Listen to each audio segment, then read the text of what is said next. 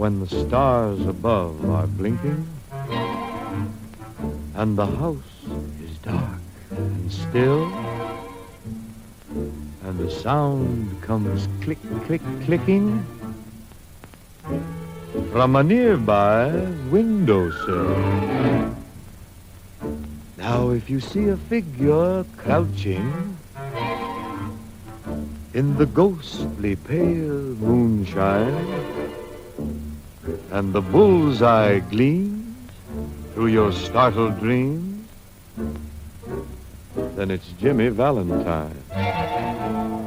Look out, look out, look out for Jimmy Valentine, for he's a pal of mine, a sentimental crook with a touch that lingers in his sand-papered fingers. He can find the combination of your pocketbook. Look out, for when you see his lantern shine, that's the time to jump right up and shout, help! He'd steal a horse and cart, he'd even steal a girlie's heart when Jimmy Valentine gets out.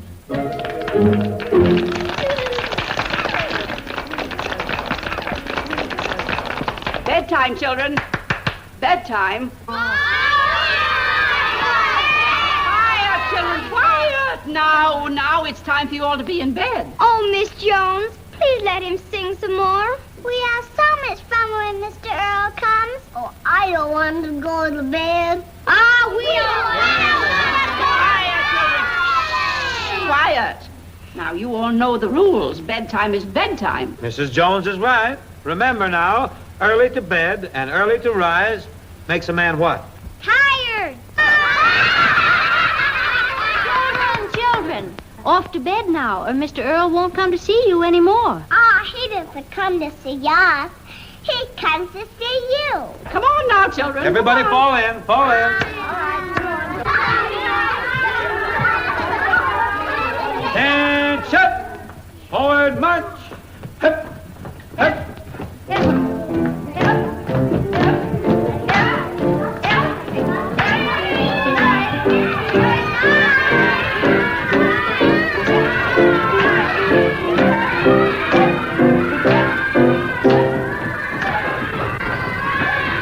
I got a swell idea.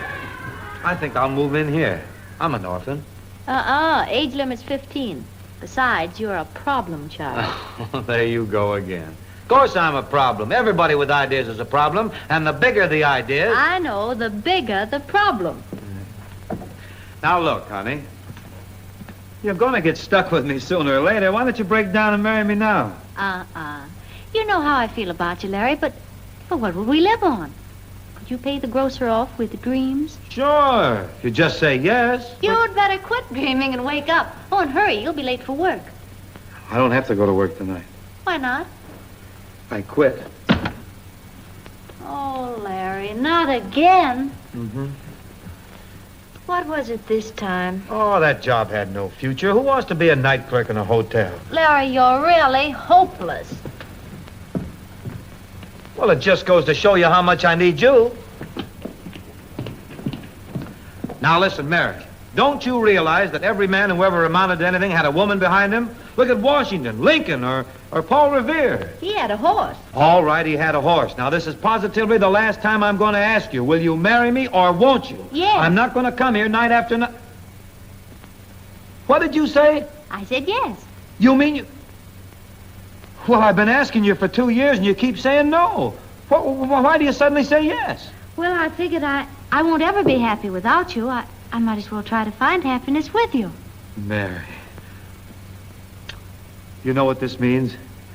Honey, it's all I need. Now I'll really go places. And you know what I'll be able to do for you? I'll buy you automobiles, yachts, diamonds, furs. You'll have servants in the swellest apartment on Riverside Drive.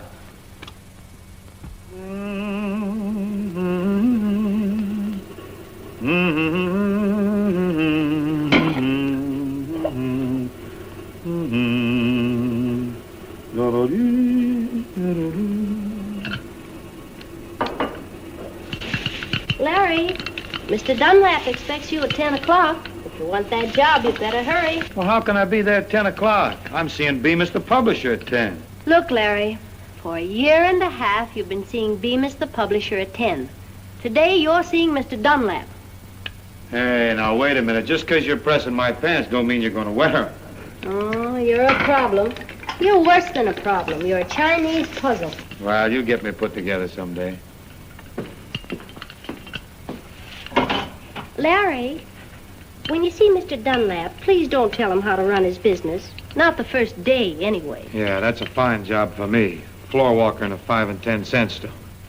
Good morning, madame. What's that? Mousetraps? Oh, yes, indeed, madame. Right this way. No, madame, you'll have to furnish the mice yourself. Well, we can't live on hopes much longer. You're going for that job and you're taking it. Oh, honey, things are just beginning to break. You've been saying that ever since we were married. Here, put on your pants. Only yesterday I was talking to Sophie Tucker.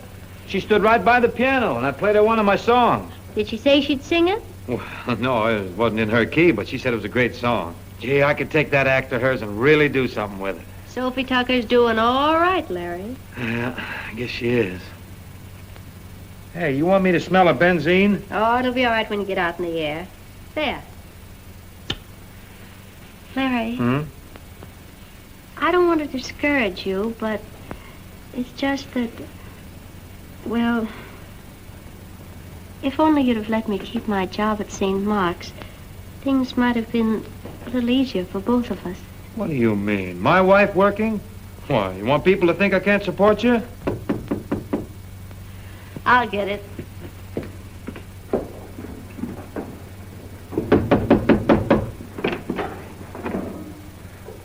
Mr. Larry Earl live here? Yes? Well, we got a piano for him. A piano? Why, well, there must be some mistake. All right, boys, wheel her right in. Stick her over there next to the fireplace. Larry, Huh? did you buy that piano? That piano? Well, there's nothing to worry about, honey. It's only $250 a month, and it'll be ours in no time. But we can't afford it. Well, I gotta have a piano or I can't do my work. Careful, boys, now. Don't scratch it. I'll watch it. Be careful.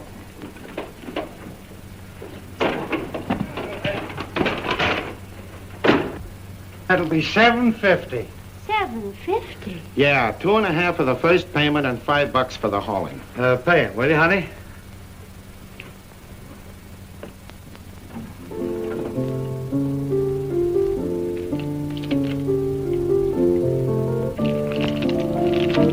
Honey, tip the boys $1 for some beer, huh?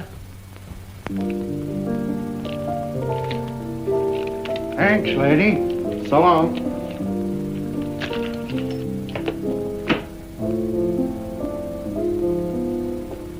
Now, look here, Larry. You know, honey, I was gonna get a baby grand, but this is all right for a while. Look at that finish. You know those keys are solid ivory? Too bad they're not bone. We could make soup out of them. And listen to the tone this thing's got, too.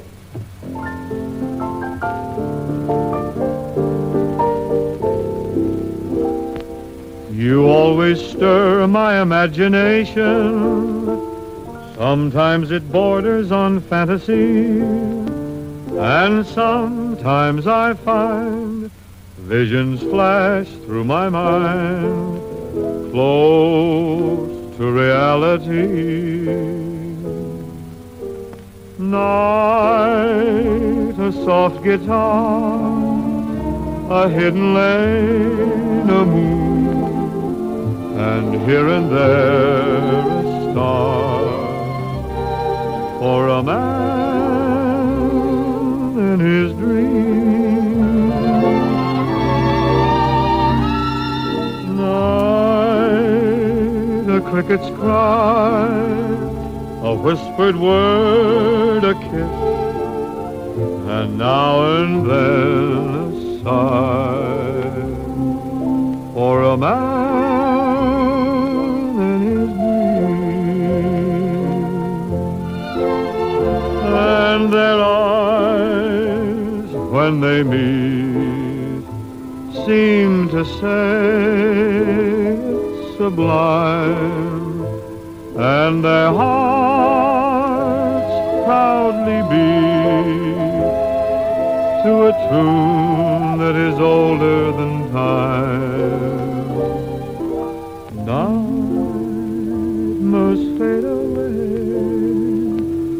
and yet it leaves a love, so all the world will say, there's a man and his dream.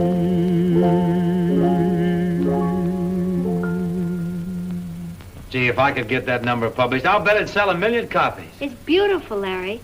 Have you ever played it for any of the publishers? Well, I played it for all of them, but they can't see it because they don't know me. There was a little number called After the Ball. They couldn't see that either. Well, the fellow that wrote it went around town for years trying to peddle it, but these publishers can't see past their... No, listen, you're getting yourself all worked up. Look, your collar's wilting. Come on, you'd better get going. That job won't wait all day. Well, okay, if that's the way you want it, but I'll tell you one thing.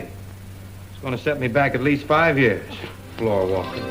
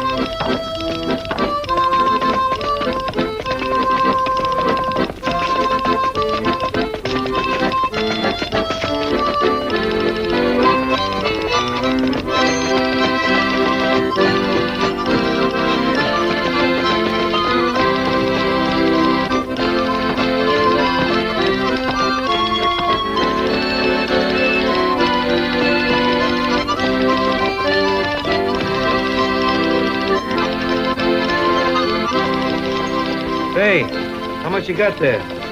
Oh, about 40 cents. Doing all right. Oh, that's nothing. Some days we get $1. You do.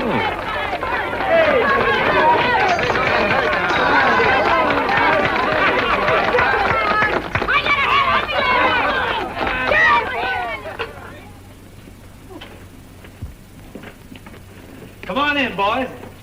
Fellas, I want you to meet my wife. This is Mrs. Earl. Hi, Mrs. Earl. Hello, Mrs. Earl. Well, Larry, what are you doing back here? Well, who are these boys? I bumped into them down the street here. They were singing and dancing, and people were throwing money at them. Now, you know how my brain is, always working. I got a terrific idea. What kind of an idea? Well, I figured out I could take these kids and with a lot of hard work put together a vaudeville act. Call it the Singing Newsboys. Never been done before. But, Larry, you can't just suddenly pick up a lot of people in the street and have a vaudeville act. Oh, yes, you can, the way I got it figured out. Say, if people will toss coins at a bunch of kids on the street, they'll pay to see them on the stage. All we got to do is clean them up a little, put a high polish on them, and with a hot bath, they'll be worth their weight in gold. A bath? What's that? Never mind. In there, kids. We're going to go to work right away. Larry, Huh? what happened to the job? Well, why should I work for someone else, honey, when I can be in business for myself? Didn't you even go to see Mr. Dunlap? Oh, who wants to work in the 5 and 10? I got a hold of something big. This is what I've been waiting for. Come on in here and listen. You'll see what I'm talking about. All right, come on, boys. I got a new song we can frame our act around. What's it called? If I Was a Millionaire. Now, I'll tell you what we'll do. I'll play it over once. You see if you can pick up the words, huh? You ready, men?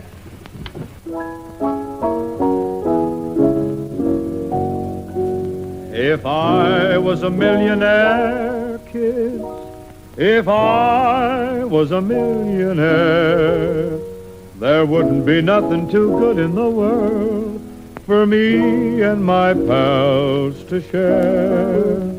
Now don't tell me I'm shooting hot air, kids, but here's what I'd do on the square. If I was a real life, regular first class, cross my heart millionaire, I'd buy up every schoolhouse in the nation. I'd write upon the blackboard big and clear, instead of one there will be 2 vacations, each vacation 6 months, twice a year. Oh, there wouldn't be no school when it was raining. I'd let you stay at home when it was fair. you'd have free soda fountains. Say I'd build you ice cream mountains if I was a millionaire.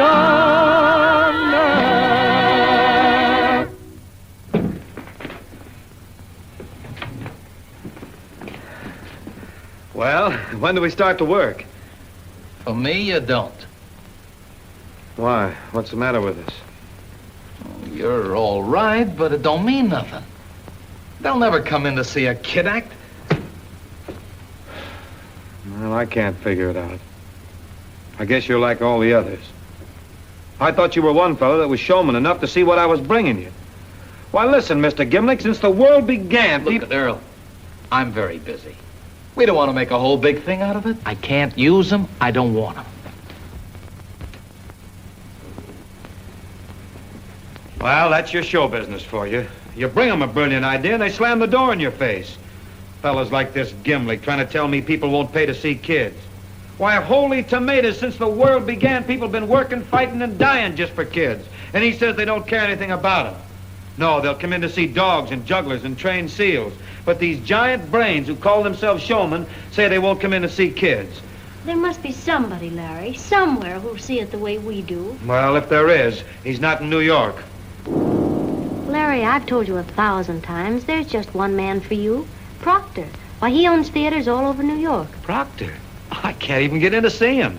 We sit in his outer office day after day, watch him come in, watch him go out, and the girl at the desk tells me he's gone to Europe.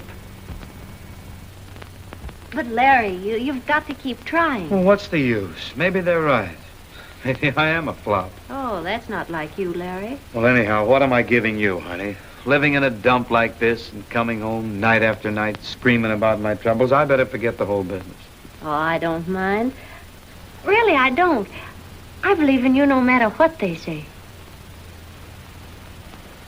Thanks, honey. Oh, you just feel this way because you're tired. Why don't you run and get some sleep, huh? I'm sure you'll have better luck tomorrow. Mrs. Earl, you're solid gold. Night, honey.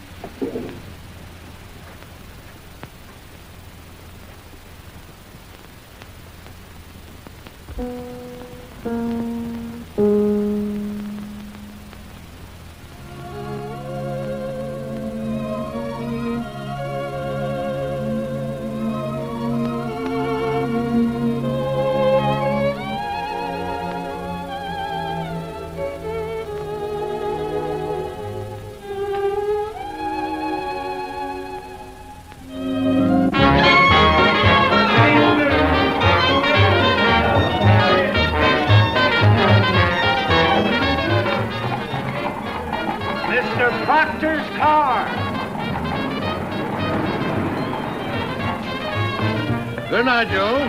Thank you, Mr. Proctor.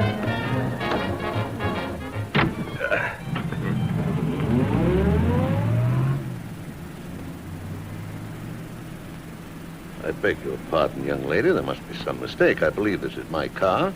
Oh, there's no mistake, Mr. Proctor. I simply had to talk to you. Well, isn't this rather an unusual way to... Oh, I know it's unusual, but I just had to. You see, I'm Mrs. Earl. Who? My husband is Larry Earl. Well, I'm afraid I haven't had the privilege of meeting your husband. Oh, but he knows you, Mr. Proctor. He thinks you're a wonderful showman. Well, that's very generous of him, I'm sure. But... You see, he writes songs. He does. Oh, they're very good. Really, they are. And now he's got an act.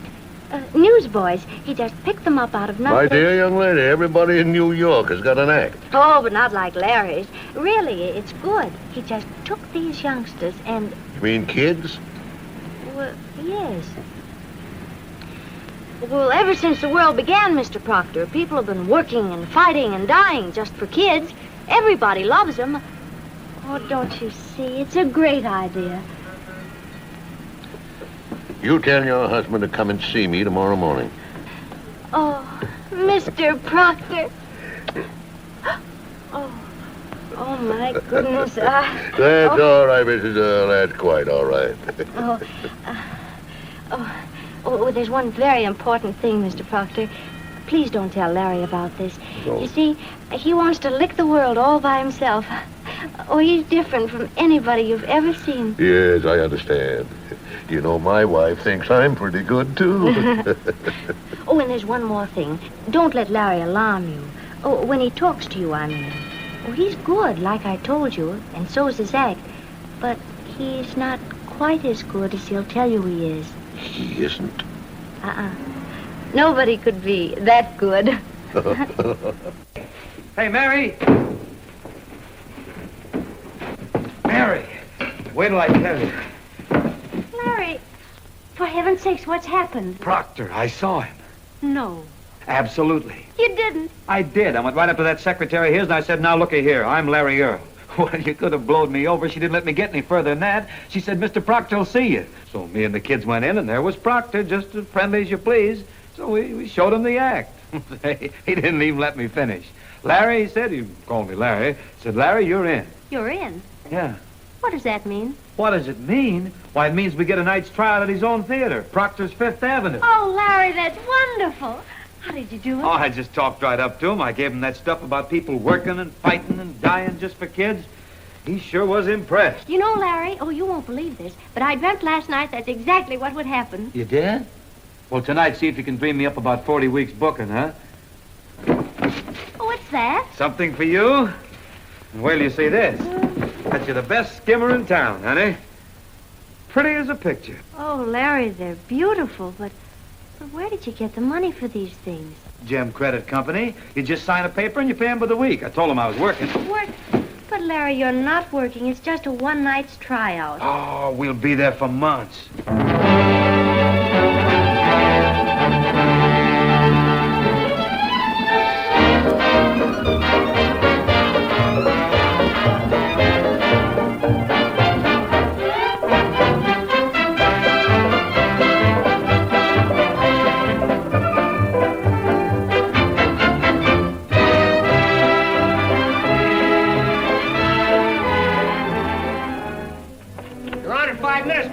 Okay, buddy. Come in. Here it is. My dinner ain't setting so good, Mr. Earl. Couldn't even eat mine. My knees are shaking. I'm scared. Me too. Who's at the eggs at? There's tomatoes in the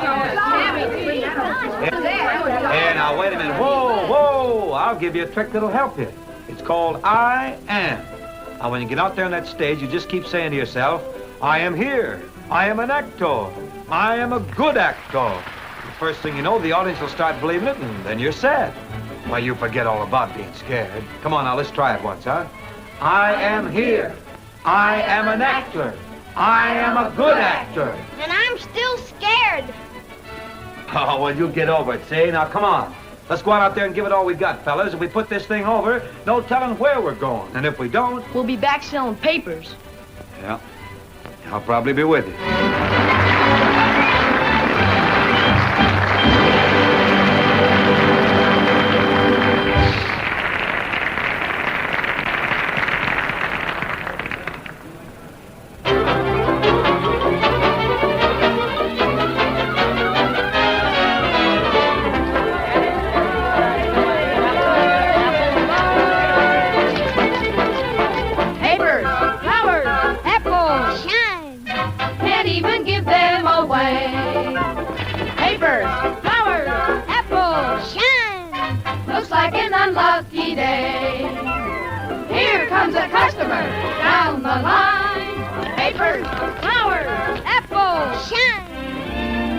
Well, now, I'm sorry, fellas, but I'm not only badly bent, I'm broke and I'm busted.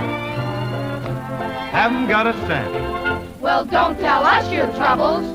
We've got troubles enough. Here now, why those sour faces? Things are never that tough. How can we help it when everything looks black?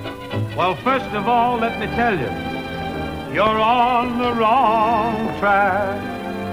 Why don't you go fly a kite and tie your troubles to the tail? They'll be blown away by a merry gale. Go fly a kite and toss your worries to the wind, and they won't come back, they'll be too chagrined. Go on, make friends with the sky. Have a talk with the sun. It's the bright way to live, if you pardon the pun. Go fly a kite, and you'll imagine you're a king, 'cause you've got your world on a piece of string. Go fly a kite and tie your troubles to the tail. They'll be blown away by a merry gale. Go fly a kite and toss your worries to the wind. And you won't come back, they'll be too chagrined. Go on, make friends with the sky. Have a talk with the sun. It's the bright way to live, if you choose the fun. Go fly a kite, and you'll imagine you're a king, 'cause you got your world on a piece of string.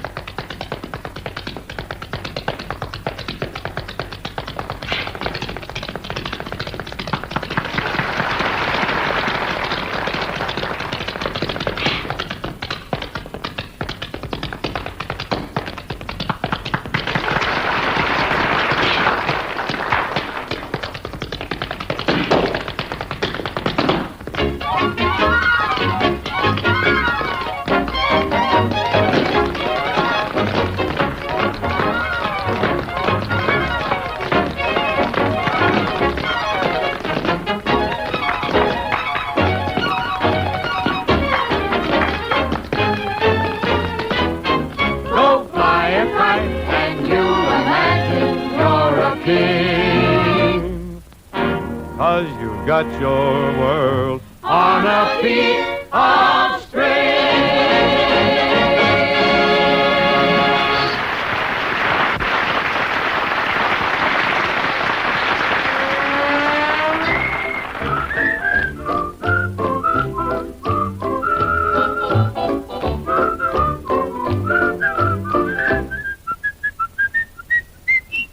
Go fly a kite and toss your worries to the wind.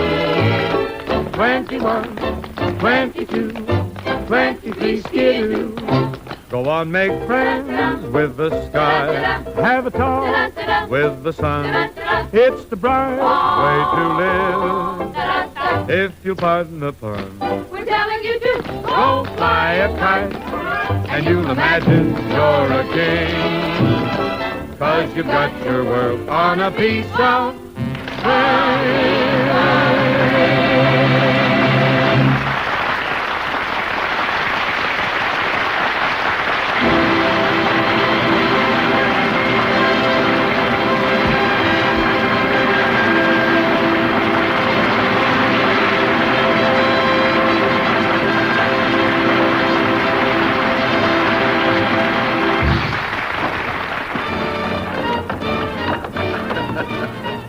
Well, how'd you like it, Mr. Proctor? Not bad, young man, not bad. In fact, you're almost as good as you said you were. Gee, thanks. I thought you'd go for it. Those kids are great, aren't they? Very good, very good. Say, now stick around. I want to see you a little later.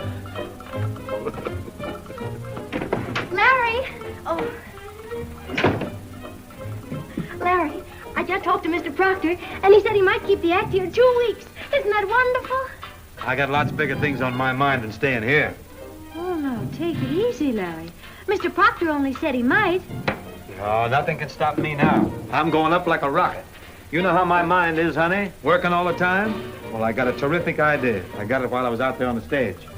You're going to buy the theater. Oh, no, it's bigger than that. Now, you saw how that audience loved those kids, didn't you? Well, if that act went over here, it'll go anywhere. I'll have kid acts all over the country. I'll pick them up out of nowhere. I'll give them a stage name before they got a family name. And I have them doing off to Buffaloes before they're able to walk. Will you do one thing for me, please? Let's see how things turn out here, huh? Shall I call you a cab, Mr. Earl? Yeah, one with white horses. Tell Proctor I want to see him. Call Reisenweber's and reserve a table for Mr. and Mrs. Larry Earl. The best in the house. Honey, we're going to celebrate.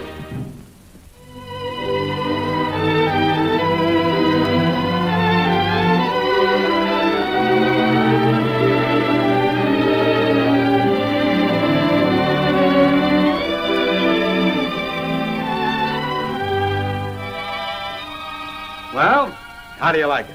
Beautiful. Does it light up at night? No, but that's an idea. Come on, I'll show you the office of the president.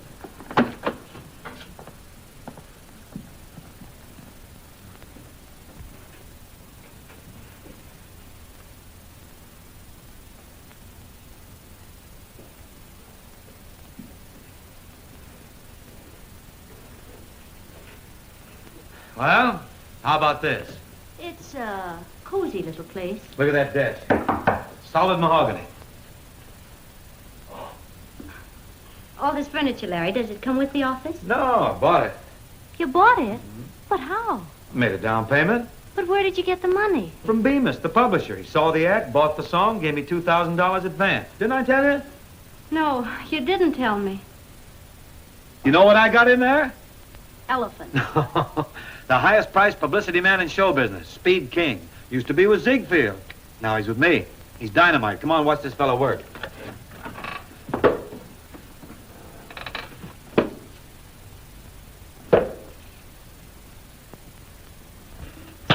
Anybody been in to see me, Speed? Yeah, a lot more child actors. I threw 'em downstairs, dimples and all. Did my heart good to hear 'em bounce. I hate kids. Hated 'em ever since I saw myself in the family album draped over a polar bear rug. Say, Speed, don't you think we ought to get some publicity in the newspapers about our auditions? I got a better idea. We're not going to give any more auditions in New York. Why not? Sit down, Mrs. Earl, and I'll give you a slight idea of what a bargain your husband's getting for his money. First thing we do is we hire a train. A train? You mean a whole train? Sure, a choo-choo. Then we paint it white. Paint Mother Goose characters all over it. Write down the sides in gold letters, Larry Earl, the Star Maker. Get it? Why, sure. We could hold kitty contests in every city in the country. That's it, audition room on wheels. We'll tear the whole inside of the train out and make it over. Carpet the floors, pianos, rooms for the kiddies and their mothers. Not only find talent for the acts, but make the name Larry Earl more famous than castor oil. You see, Mary, what'd I tell you? He's dynamite. I hate to be a killjoy, but who's going to pay for all this? I got Mr. Thomas Marlowe in the bag. Marlowe's Malted Milk. A spectacular nationwide advertisement on wheels. You find the kids, Marlowe pays for the train. As the press of this country has informed you, any child who is a consumer of Marlowe's Malted Milk will be eligible for Mr. Larry Earl's talent search. And now, my friends, I want to tell you a little bit about our product. For the past 22 years, our laboratory...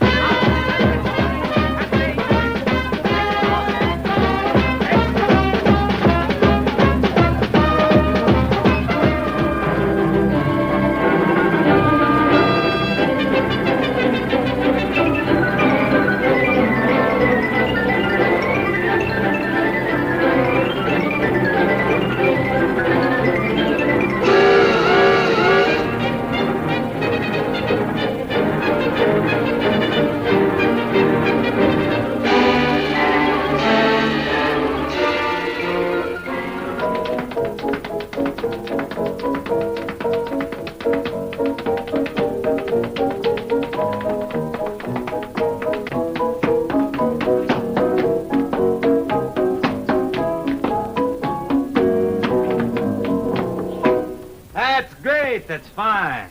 Now, we'll leave tomorrow morning. Be here with your bags about 9.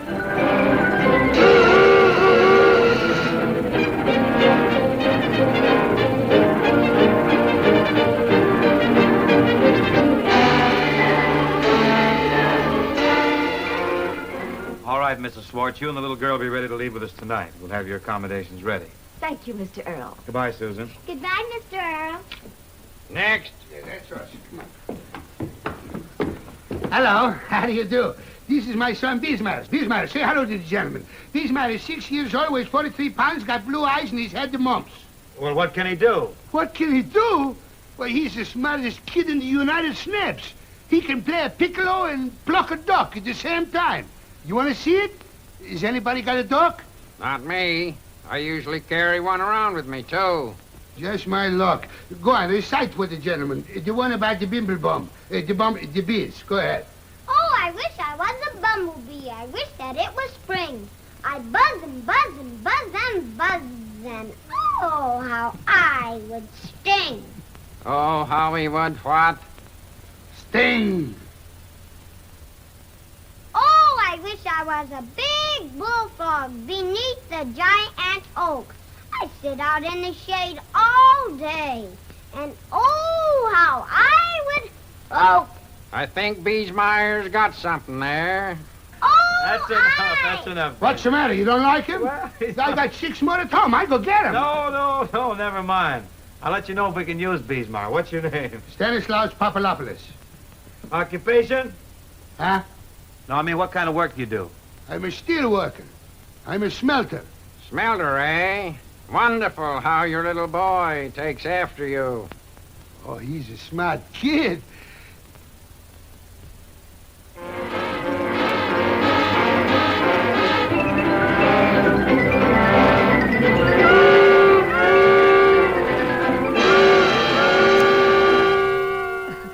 Go on, darling.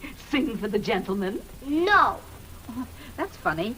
You know, she sang only last night for Uncle George and my 4 nephews. Go on, honey. He's not a policeman. He's a nice man. And he's not the boogeyman. He won't eat you. Fortunately, madam, I've had my lunch. Come on now, Jenny. Let me hear you sing. No! You know, she sings, I wonder who's kissing her now. And she sings it beautifully. Go on, sweetheart. No! I'm so embarrassed, Mr. Earl. Perhaps if you sang a little bit of it, oh, just enough to get her started, maybe Jenny'd pick it up from there. All right, we can try it. I wonder who's kissing her now. I wonder who's teaching her how. You see, Jenny? Now you sing. No! Oh, please, Mr. Earl, perhaps if you sang just a little more. All right. I wonder who's kissing her now. I wonder who's teaching her how. Wonder who's looking into her eyes, breathing sighs, telling lies.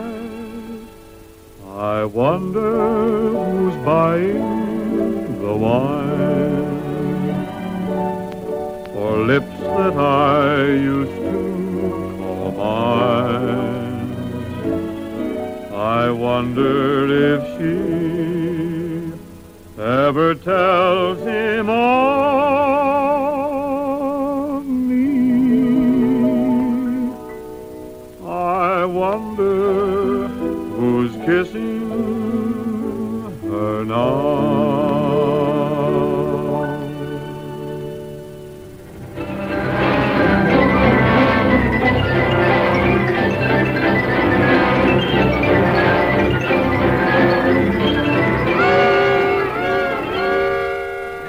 Little Willie Rabbit came to the edge of the wood, and there was a farmhouse. And as Willie started to dig a hole under the fence, he spied... Uncle Speed? Where's Uncle Larry? In bed, asleep, where I ought to be. As Willie started to dig under the fence, he spied a lettuce patch. What's lettuce, Uncle Speed? What's lettuce? Why, it's... Lettuce is lettuce. He spied a lettuce patch, a great big one. Hurrying over, Willie began to nibble on a lettuce. Why did he nibble at the lettuce, Uncle Speed? Because he was a rabbit. Rabbits like lettuce. People eat lettuce, too. Do they? Oh, people eat rabbits, too. Quiet, Dracula. And then Willie began... I bet he goes into the house. Does he go into the house, Uncle Speed? I don't know. We haven't come to that yet. He nibbled at the lettuce and then thought he would like to have a drink of water. So with a hop, skippity, and a jump, he scurried over to the well and reaching for the bucket. What color was Willie Rabbit, Uncle Speed? I don't know. What difference does it make? All I know is what's in the book. And as Willie Rabbit leaned over to get the bucket... Uncle Speed, are you going to live with us in New York? I doubt if I'll live to get to New York. And as Willie Rabbit leaned over to get the bucket... He fell in. I bet you anything he fell in. All right, he fell in. And all the little children from the house heard the kerplunk and ran over to the well to see what had happened. Uncle Speed, look. I got teeth way back here. You better hold on to 'em, son. And just then a big black wolf came over the hill, and seeing all the dear little children, he jumped over the fence and ate 'em all up. Oh, don't say that in the book, Uncle Speed. Well, it ought to. Oh, I can't stand it day after day. I'm going mad. I gotta get out of here. Let me out! Let me out! Just a minute.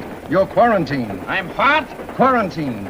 Doctor's orders. Nobody leaves this room for 10 days. 10 days? That red-headed kid in there's got the chicken pox. I can't stand it. I'll go mad. I'll bite myself. Now, Speed, take it easy. I'll get you another storybook. Another storybook? I'll kill myself. Let me out.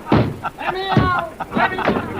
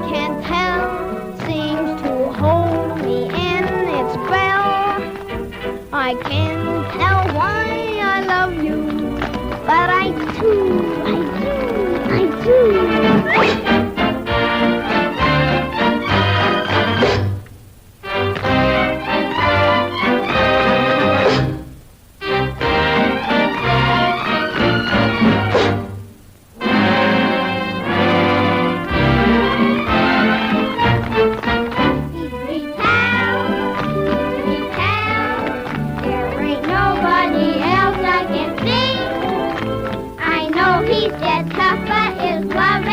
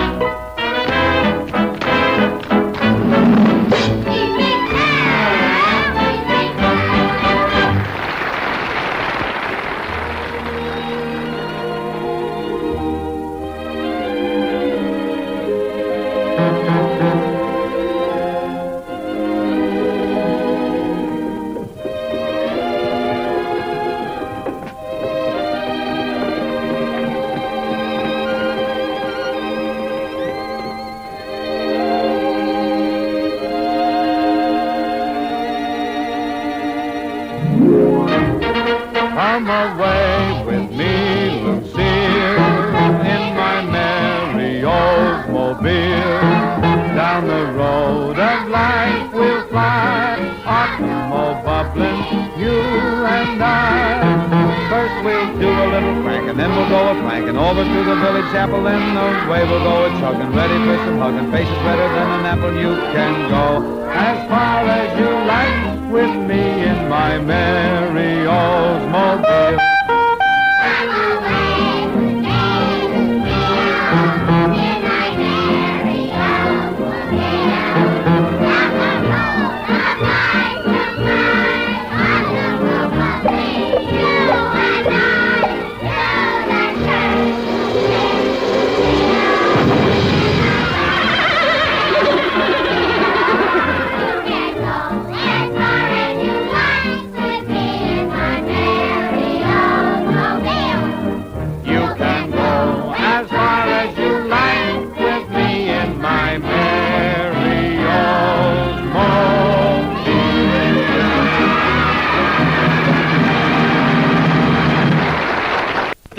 Smile. Come on, big smile. Great big smile. Come on. That's fine. Now we'll get another one. Come on, another big smile. Come on, a big smile. You can do better than that. Hold it. That's fine. All right, kids, here you go. Back to rehearsal. Come on, make it snappy. On your way. Come. Well, you've got another great show there, Mr. Earl. It's a humdinger, and I don't mean maybe. Where do you find all these children, Mr. Earl? Oh, we get them out of the cities, the country, all over. Sure, just turn over any rock, and there they are. But they're practically babies. How do you get them to do all those things? It's a psychological problem. We mother them. Incidentally, what do you do with all the mothers? Got any notion? How many acts have you got on the road now, Mr. Earl? Well, we got 14. This one, the Nursery Follies, when it opens in Chicago, will be 15. Well, they certainly are an amazing bunch of kids. It's the most talented group I've ever had. And they look like the youngest. We're going to recruit our next review from a maternity ward. Just one more question, Mr. Earl. Our readers would like to know how you take these kids and make actors out of them. Yes, what's the secret? Well, it's a secret formula that I got from the Maharaja of Nagpur. It's called work. Well, thanks a lot, Mr. Earl. Yeah, thanks for the interview. This is good stuff, Mr. Earl. Best of luck, although you certainly don't need it. Thank you, boys. Drop in any time now. Goodbye. Goodbye. Hello? Yes, Stella. Who? Oh, I thought he'd come around. No, I don't want to talk to him. What's his proposition? Tell him yes, as quick as we can get the act together. We'll open in Detroit in about 3 weeks. Say, Stella, see if you can get my wife on the phone, will you? Come in. Come in. Oh, hello, honey. I didn't see you there. I'm sorry to keep you waiting. Oh, that's all right. I enjoyed watching. You know how I love a parade. What's on your mind, honey? Oh, I'd sort of forgotten. Let me see. Oh, I know. It was about St. Mark's Orphanage. Yeah? I thought it'd be nice if we could send them a little money. Why, sure. Stella, make out a check to St. Mark's Orphanage for $1,500. Oh, Larry, that's too much. Stella, $100 is plenty. Why don't you send him a beanbag? Well, how's the new batch of talent? You know that kid from Albany we signed yesterday? Yeah? He's a midget. He's 35 years old, got a wife, and 4 children. Fire the midget and hire the children.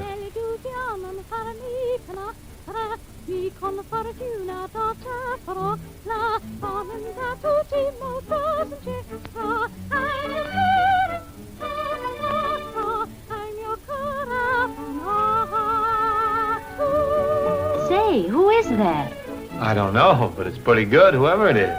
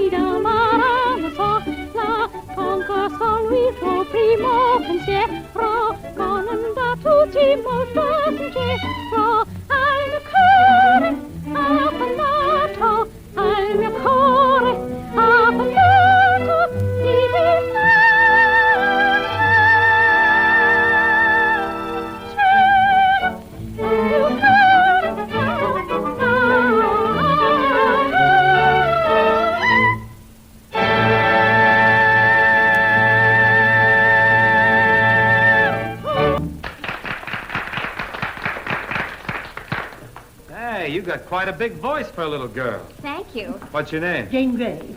I'm her mother, Carlotta Salvini. Oh, how do you do? I'm Larry Earl. Oh, Mr. Earl. You're a little bit of all right, you know that? Jane, I'm sorry I can't use you. You can? Oh, but that's absurd. Why, this child sings E above high C. Well, I could listen to her sing all day, but I still couldn't use her in any of my acts. You see, opera's a little out of my line. Mother, perhaps... Quiet, child. Can't understand it, Mr. Earl. Everyone loves the kind of music Jane sings. Everyone. Well, that's probably true, but my business is vaudeville. Now, it might seem strange to you, but my acts play to audiences who prefer tightrope walking to grand opera. We cater to customers, not patrons. But I tell you what I can do now. I can send you over to Mr. Hurrock. He specializes in concert work, and I think he can use you. Mr. Hurrock, please. Larry Earl's secretary speaking. Mr. Hurrock, Mr. Earl would like to make an appointment with you for a little girl by the name of... Jane Grey. Jane Grey. Yes, a child with the most extraordinary voice. A child with the most extraordinary voice. Yes, she's the daughter of Carlotta Salvini. The daughter of Carlotta Salvini. Also Salvatore Salvini. I'm sorry, Mr. Earl, but I just had to talk to you. I hope you don't mind. Well, I am a little busy right now. Oh, I know you are. But you see, when Mother was in the room, I kept quiet. You were talking about me, and yet no one asked me about me, so I thought I'd just like to tell you a little about me. All right. You go right ahead. Tell me all about you. You see, Mother and Father were in a traveling opera company and sang opera all their lives, so Mother won't let me sing anything else. Well, that's why I'm sending you to Mr. Hurrock. He can use you. But I know the kind of music you want, Mr. Earl, and I like it, and I can sing it, too. Oh, Mr. Earl, won't you please give me a chance? Go ahead, Larry. Why don't you let her? Well, you're certainly a pretty good little salesman. There's the piano. Go ahead.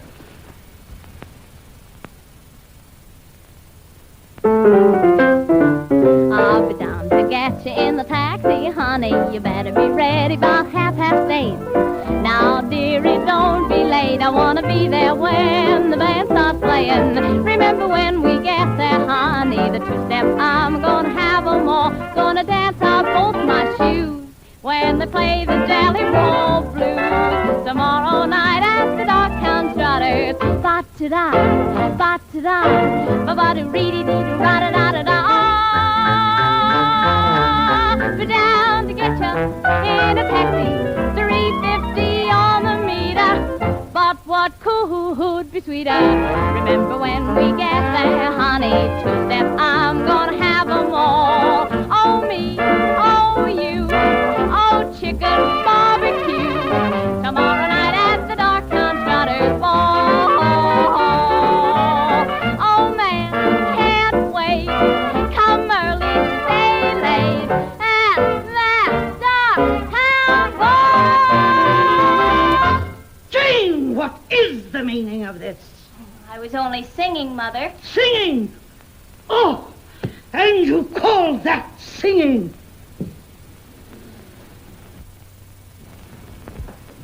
Mr. Earl, are you responsible for this? Why, yes, I am. I'm glad I am, because I didn't know your daughter could sing popular songs. I can use her. Oh, my child won't sing such trash.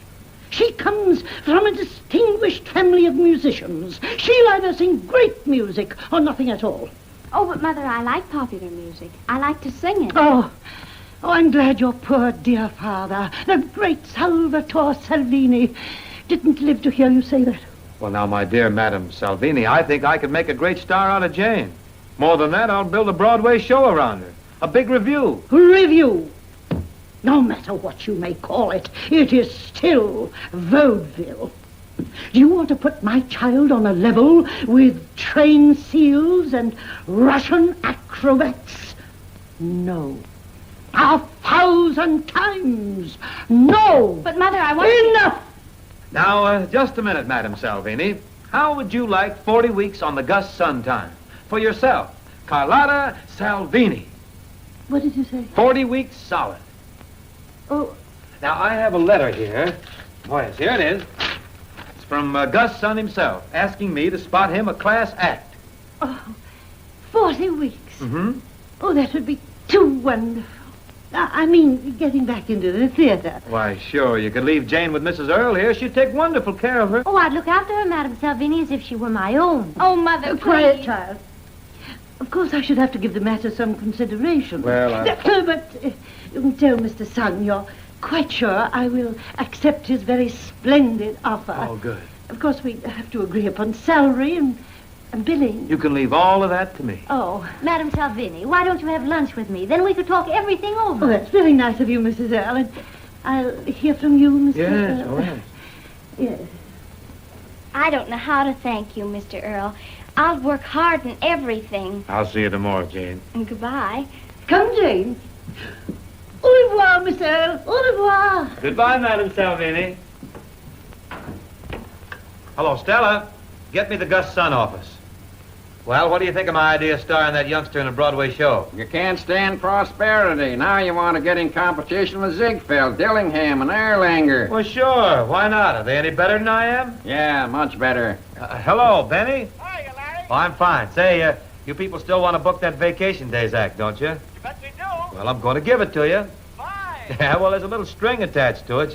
You get the act all right, but you have to book Carlotta Salvini with it. What? Carlotta Salvini? Say what he's trying to do. Whoa, now wait a minute. This Carlotta Salvini's opera. She's class. Okay, you got me over a barrel. I'll take her. Oh, fine. Give her the whole tour, 40 weeks. The Gus Sun time, 4 shows a day. They'll have her following Finkel's dogs. Think she'll play it?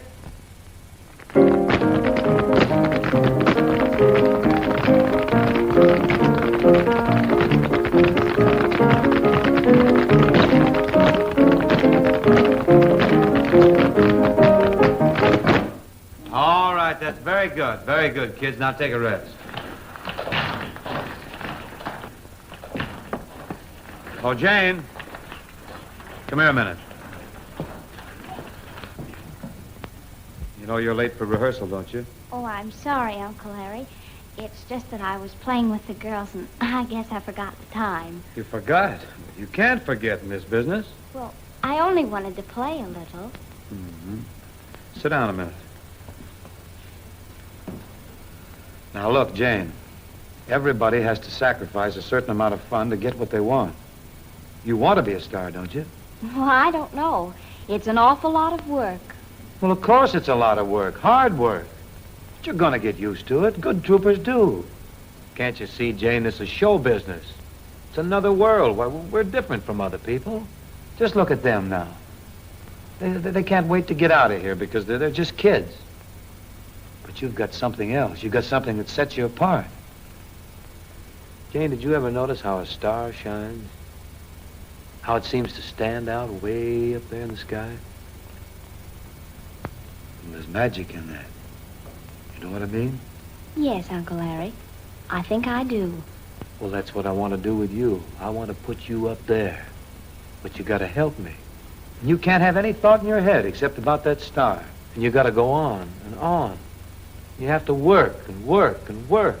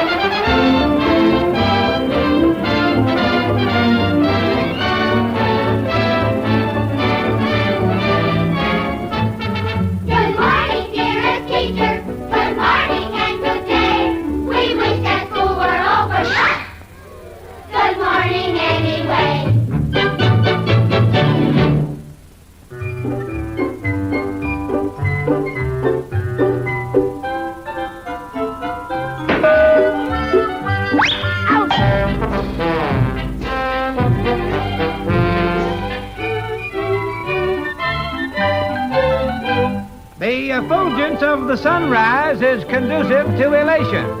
as witness the exuberance of your felicitation. Such matutinal obeisance should never die born it. So I return the greeting, or in other words, good morning.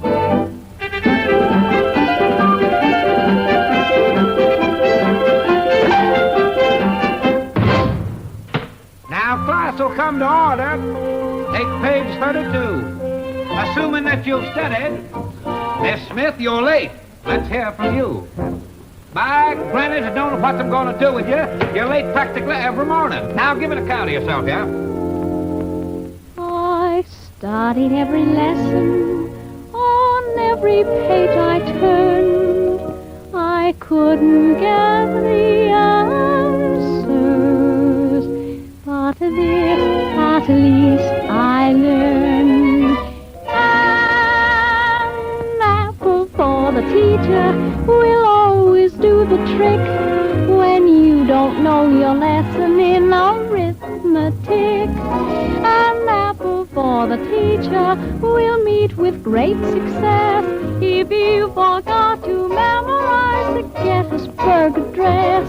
A little bit of glamour, a charm that's cute and quaint, then he'll excuse your grammar and believe you're what you ain't. You may be just a lemon, but he'll think you're a peach. Just bring an apple for the teacher when he starts to teach.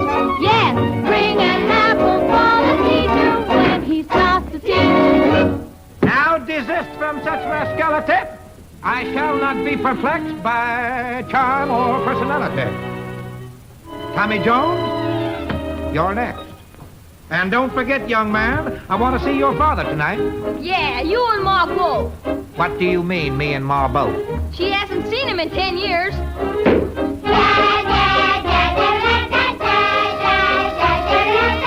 Now, Whitey, did you study your homework last night? I sure did. Let me hear it, please. Down with the arithmetic, down with the geography, down with the schoolhouse, and down with everything.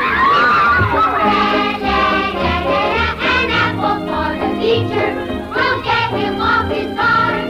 And let's apologize because we didn't study hard. Well, now that you're repentant, I suppose I should relent. So let us then continue with the music rudiment. Do, re, mi, fa, sol, la, ti, do.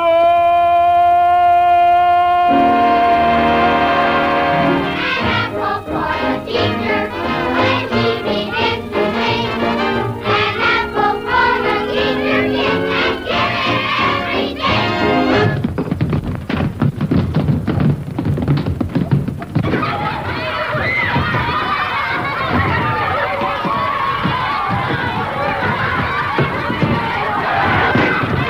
Who threw that apple?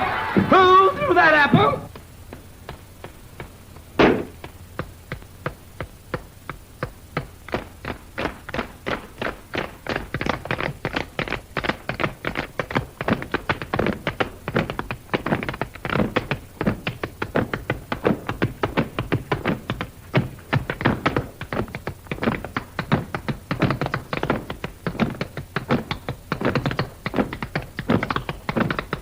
An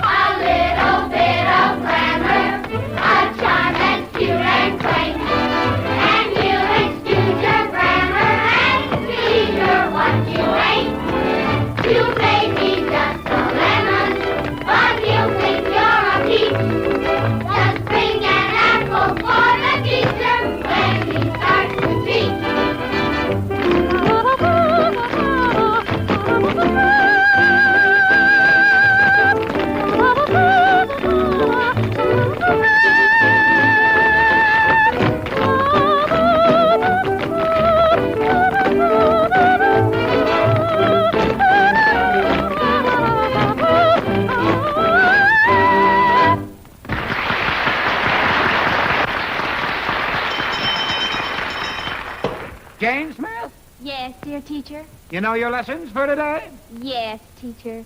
Dear, dear teacher. Just stop red appling me and let's get started here.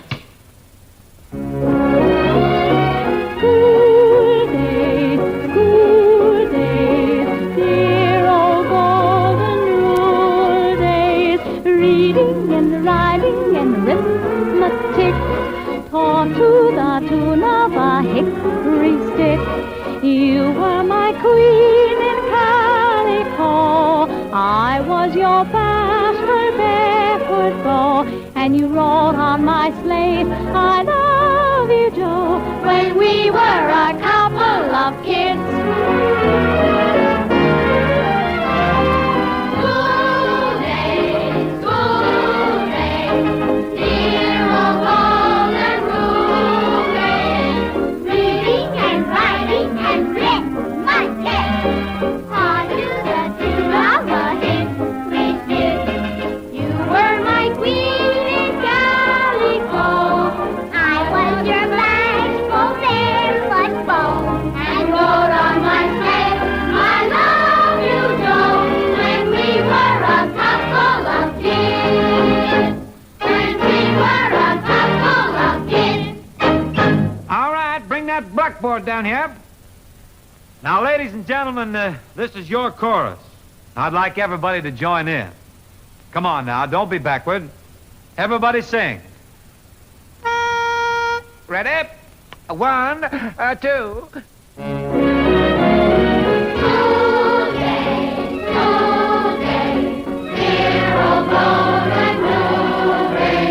Reading and writing and arithmetic, taught to the tune of a hickory stick.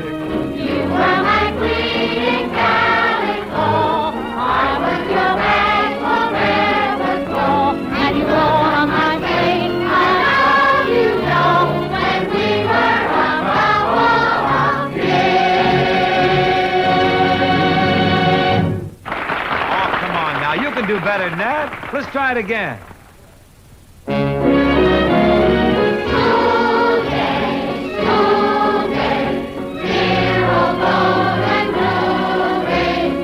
Come on, everybody, let's hear it now.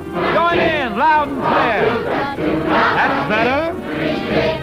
You were my queen in calico, I was your bashful barefoot beau, and you wrote on my slate, Fine. I love you, Joe, when we were a couple of kids.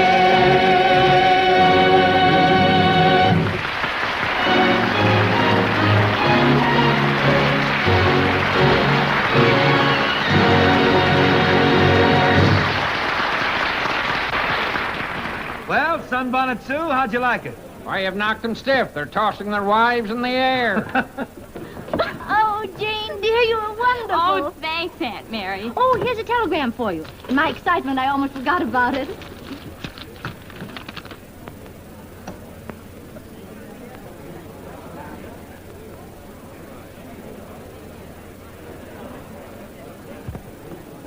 Funny, went all right, didn't it? Great. Oh, Uncle Larry, did they like me? Was I all right? Oh, Janie, I'm proud of you. Now, don't forget your big chance is in the second act. And when it comes, give it all you got. Gee, I'm so nervous. I feel like there's butterflies inside of me. Hey, now, get going. Take those butterflies down to your dressing room and get them into that second act costume. Okay. All right, kids, all right. Now, break it up. Hurry up. Make your next change. Come on. Quietly. Shh, not too loud. Quiet. Hurry up. Hey, Joe, now keep that dimmer going all through the second act and change those lights from amber to blue. Yes, sir. Harry, you run down, hurry those kids along, will you? They all work in the second act, you know. All right. Mr. Earl. Yeah? Yeah? I'm from the Children's Welfare Society. I'd like to talk to you about those children. Oh, I know. They're great, aren't they? See me after the show. I'm sorry, but this won't wait. It's important that we discuss it now. What is it? Well, most of those children appearing in your show are obviously under 12 years of age. Yeah? What about it? The law says you're not allowed to work children under 12 years of age after 10 o'clock at night. And it's after 10 now. That would mean closing the show. I don't know anything about that. That's up to you. Oh, well, that law doesn't apply to me. You people are supposed to look after overworked kids in sweatshops and factories. I'm running a show here. You got nothing to do with the theater. You're mistaken there, Mr. Earl. Our society protects children everywhere. Well, wait a minute now. We're not committing any crime. Gee, you heard that audience out there. These kids were entertaining them, making them happy. Is there anything wrong in that? Can't all this be settled later? I'm afraid not. Well, listen, man. Do you realize what this means to me and to those kids? If you close the show, you're going to blast the hopes of all those children and their parents. Well, you can't close it. We got a great show. I agree with you, Mr. Earl, and I'm sympathetic. But you are breaking the law. And if you insist on going ahead, you're liable to severe penalties and possible imprisonment.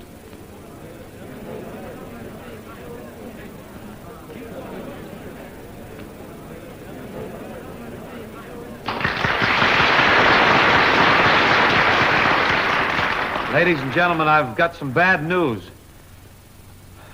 Can't quite figure it out myself yet, but they're not going to let me raise the curtain here on the second act. Seems like they got some kind of a new law about working children at night. I guess I should have known about it, but I was too busy. Well, that's about all, except that your money will be refunded at the box. Here's another batch, Mr. Earl. More wires? Kansas City. Baby Follies Company closed by Children's Society. Won't be allowed to reopen. Denver, forced to cancel kid minstrels. No use reading them, they all tell the same story, honey. Cleveland canceled, Baltimore canceled, Chicago canceled, Trenton, Albany, Buffalo canceled. There must be branches of the Children's Society all over. Well, when they closed the show, it just started a wave of protest all over the country against kids working on the stage. Looks like the end of the Larry Earl productions. Look, darling, I'm not worried about us. You'll find a way to get back on top. You did it once, you'll do it again. Gee, Mrs. Earl, you are solid gold. You know, Larry, it's Jane I'm sorry for. It's awfully cruel to come that close to success and then have it snatched away. I am your queen in calico. You are my bashful barefoot beau. Love, Jane. Swell kid. Larry, what are you going to do with Jane? She's still under contract to you. Do with her? I think I got an idea. A wonderful idea. The child is wonderfully gifted. Wonderfully. But I am much concerned about having a young person like that singing with a symphony orchestra. It's never been done before. Oh, no, don't worry about that. She's magic in front of an audience, Dr. Damrosch. Believe me now, I know what I'm talking about. Jane, what do you think of the idea? Well, Uncle Larry always told me I could do things that I never thought I could do, and then somehow I always did them. She's under exclusive contract to you, Mr. Earl? Oh, yes, she is. Well, what do you want for her contract? Well, I hadn't exactly thought about that. Would 2 tickets to her opening night be asking too much? You couldn't make it 3, could you? And now, ladies and gentlemen, a few words before concluding our program. It is not often that the concert stage can present anything new, exciting, and unusual. But tonight, I feel privileged to announce that we have found someone who answers that description. A young soprano. She is new, her voice is exciting and unusual because the young lady is just 14 years old. Tonight we give her the opportunity we feel she deserves to sing before you, ladies and gentlemen, at Carnegie Hall.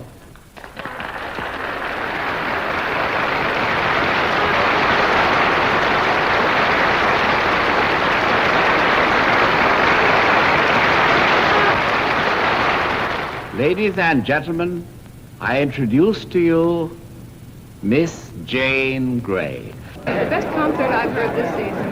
14 years old. This was a treat I shall never forget. Wasn't she lovely? I wouldn't have missed it for worlds. I can't imagine where Damrosch ever found that child. A great piece of showmanship, I'll say. Damrosch is a real star maker.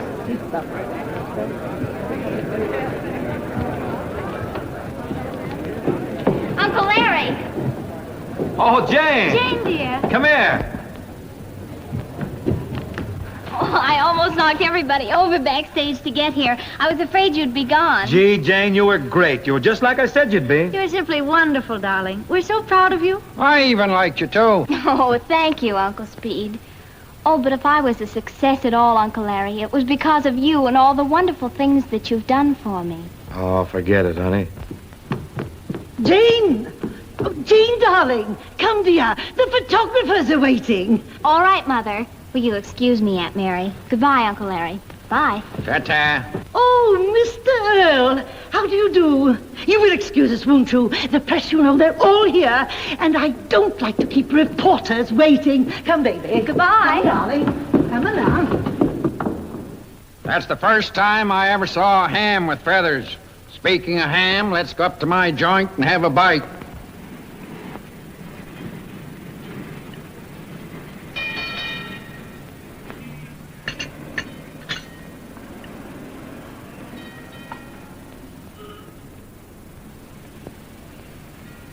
Well, why don't somebody say something? I'm supposed to be the only sourpuss around here. Look at me. I'm laughing myself to death. If I can smile through my tears, why can't you? Come on, let's eat, drink, sing, and be merry.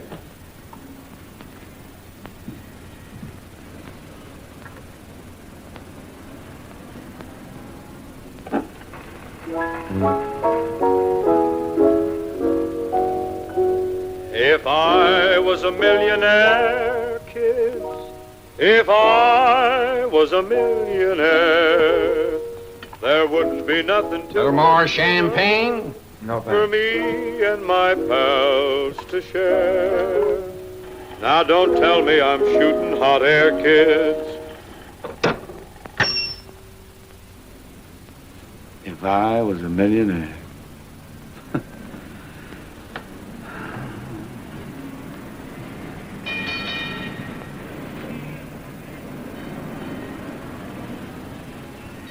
Larry. Well, honey, here we are, right back where we started. You suppose that floor walker job in the 5 and 10 is still open? Oh, Larry, don't talk like that. Oh, what's the use? You put your heart and soul into something and look what happens. But, darling, it hasn't all been wasted. None of it. Well, you know the really fine things in life aren't written in bank books. Why, just think. Someday you'll walk down Broadway and you'll see all the kids you started. Their names in lights. Your kids, big stars. And all because there once was a fella named Larry Earl. All because there once was a gal named Mary. Yeah, and once there was the Larry Earl Productions, now reposing in Kane's storehouse. Say, what are you going to do? Well, I haven't thought about it. But I'll tell you one thing, I'm all through with show business. They can have it. I'm going to get me a little farm in Jersey and raise some chickens. How about yourself, Speed? What are you going to do? I don't know. There's a fella trying to get me interested in promoting this gadget. But I can't see anything in it. What is it? It's what they call a crystal set wireless. Music and people talking. It comes out of nothing. The thin air. Here, put this on your ears and listen.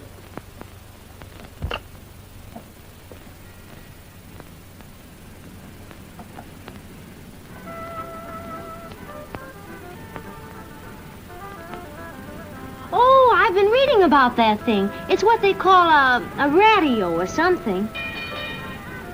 Well, it's music. What goes on? Where's this coming from? Well, they play a phonograph or speak a piece in front of a thing they call a microphone. In a building over here on Broadway. It comes from there. Well, that sounds interesting. Let me listen. It's a washout. You can get music better on a phonograph without this thing. Speed, wait a minute. You know what you got here? Yeah, an earache. No, listen. Can anybody hear on these things? Anybody? Anybody that's got one of these rat traps? Look, honey, we're standing right here in this room listening to this thing, aren't we? Well, there must be a lot of such rooms in New York where people might want to hear this. Yes, well, I bet there are. And if you counted every house in every town, you'd get... What? Thousands! Speed! Do you realize the future this thing has? Why, it means entertainment can be sent to thousands of people who never had it before. It means an audience for show business that 100 theaters couldn't hold. How are you going to charge people admissions when they're sitting at home?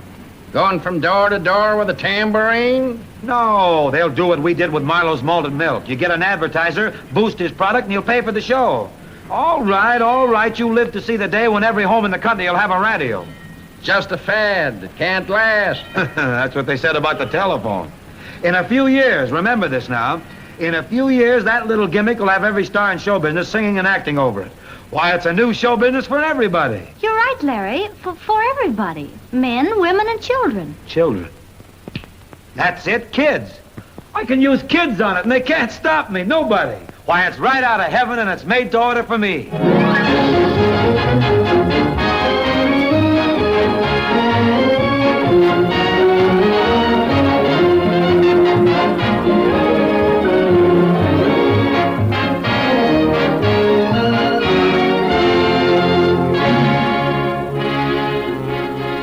America's finest breakfast food brings you this international broadcast commemorating the 5th anniversary of the #1 program of the air, which has been brought to you every Sunday evening and features the man who has discovered more talent than anyone in the history of show business, Larry Earl and his Stars of Tomorrow. Take it away, Star Maker. Mother, hurry, you'll miss him. Jane, dear, you simply must give me time to dress. How can you expect... Hear the bluebird. Oh, we're referring to the bluebird. Hear that new note in his song. Ladies and gentlemen, we mean to tell you, if you're a bluebird, nothing ever goes wrong. Things may happen, let 'em happen. Still the bluebird sings. Storms have rainbows, life has dreams, and cares, you know, have wings. And those heartaches, aren't they really unimportant things? The sun may hide behind a hill, and still the bluebird sings.